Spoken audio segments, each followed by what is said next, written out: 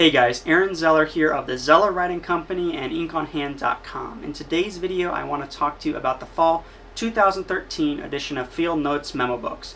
It's the Drink Local edition, and it is actually two separate packs. They are beer themed, one for ales, one for lagers. They come with an awesome letterpress coaster, really unique all around. So let's check out a few more details about them. Alright, so here they are, the Field Notes Fall 2013 edition. They are the Drink Locals, two different packs. Typically they come plastic wrapped. I've already taken plastic wrap off of these. It's not that exciting to see me take it off, so I'll save you the boredom there. But they are, as all the other Field Notes, they are 3.5 inches by 5.5. They have rounded corners. Two different packs, as you can tell, which means 6 different colors. In here, each of these packs has 3 different colors.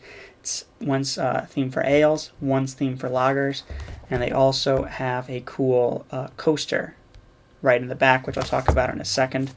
I'll just open a pack up really quick, and you can tell the staples are gold colored, which is just a nice little feature, kind of like they did on the Night Sky edition, where it's very hard to focus on that one little tiny thin part. But on the Night Sky edition, they were black. America the Beautiful, before that, they were copper colored.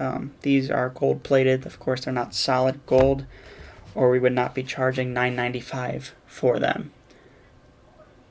Zoom back out. Alright, the covers are actually very unique compared to previous editions. They are a soft touch varnish, which is really cool. It's just a whole different feel to them. I'm pretty sure they're almost water resistant. I'll check really quick by pouring water onto a cover. So that'll be... I haven't actually done this, nor did I plan it until right now. So I should probably move the others out of the way, just in case. But I will pour some... Yeah, there's some water on there. And doesn't look like it's doing anything. Grab a rag really quick and see if it's soaked in at all.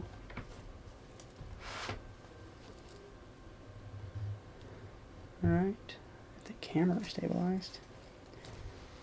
So I'll soak that up, and that, and then the cover itself.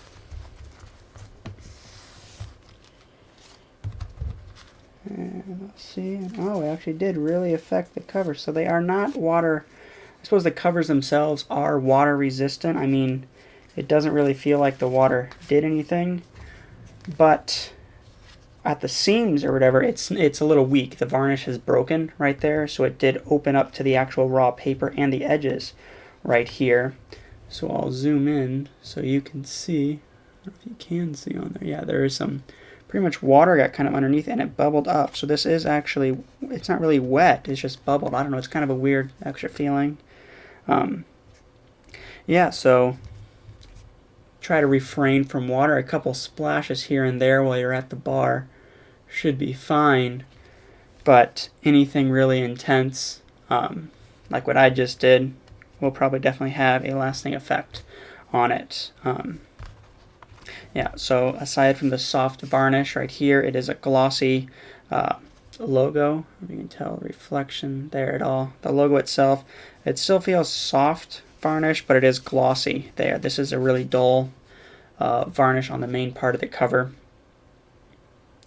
The back sides on all of them, all of the back sides are different, just like all the colors are different, because they're all themed for a different beer. So in the Ales edition, your black is going to be your stout. Desk is a little wet. Black is going to be your stout, and then you're going to have your amber ale is your red, and then your India Pale Ale is your golden or orange, pale ale colored, whatever you want to call it. Those are the things for that, and it talks a little bit about each of those beers as well. Has a cool little drink logos, Drink Local specialty logo right there. Talks about the brand right there, and also a Draplin Design Company and Cattle Partners joint venture, proudly printed and manufactured in the USA, just like all of their other ones. And then on the Lagers edition, you have Pale Lager is your light yellow, Bock is your standard brown, and then your bright yellow is your Pilsner. And they actually do match the beers pretty well if you were to set them next to each other. I mean, this is, obviously you're not going to get really a black as black. Look at some of the bubbles in here have actually kind of burst and gone through. So that's actually like the raw paper right there underneath. Oh well, anyway. Alright, so yeah, there are the covers. They're just a really cool thing to feel. Don't get them wet. Oh yeah, the coasters. Talk about those before going to the interior. I knew I forgot something. Also, the bands right here, typically they're like a white, more of like a really thin paper. These are a lot more craft, a little bit thicker, heavier weight for the belly bands there. But the coasters themselves, there's a different one for each brand for the lagers and the ale. They specify which one right there. You got your orange and your yellow, and then they also have all of the beers that are in the pack right underneath along the bottom. And they're really cool because they are actually pressed. They aren't just kind of printed on, so you can actually feel all the impressions, and it's an actual solid, each one put into the old printing press. And the ink's pushed on. It's just a really neat. I used to be a printmaking major, so this is the kind of stuff that I did, and it's a lot of fun. It's just a really like old world almost kind of craft, and it's awesome. I also have send your beer money close to home and support your neighborhood craft brewer at the top of these. Yeah. C and D as well. So I don't know what the C and D stand for, but that's what you got there. So let's talk about the interior.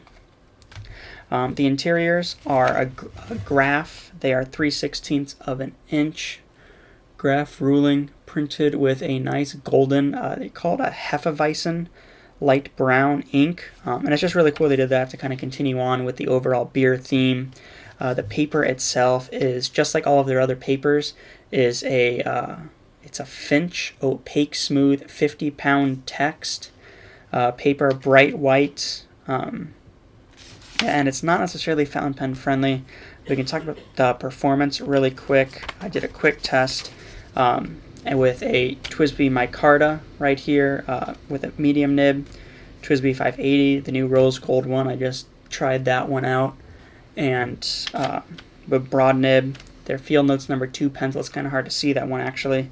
The Forest Choice number 2 pencil that we carry, the Moleskine or Moleskine, however you want to pronounce it, gel rollerball pen right there. It's a really nice, solid, dark, really fine line, and then a Sharpie, because everybody tends to use a Sharpie.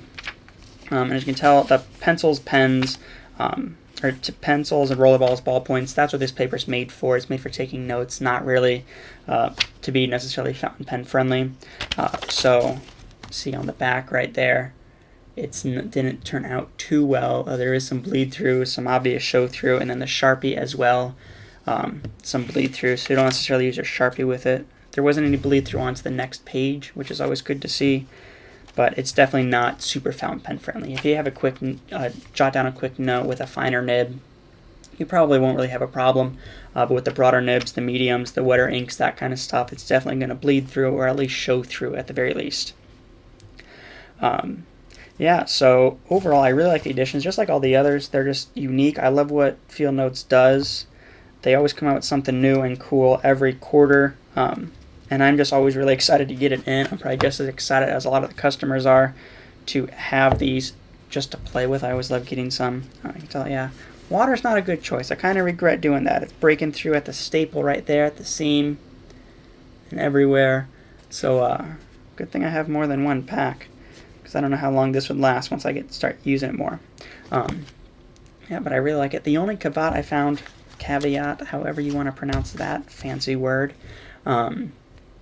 is that the inside right here, it doesn't matter what color it is. Like here's black, you'd think it'd be black there, and red, you'd think it'd be red in here, but it's actually black inside all of them, inside on the interior covers, which is actually really kind of cool. That it's not just kind of a solid piece of paper, but actually has a different on each side.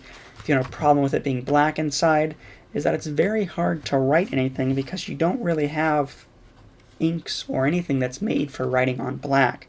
So your blacks, your blues, your red, it's still going to be kind of hard to see. You're going to kind of need a white pen, a special marker, a paint pen or something.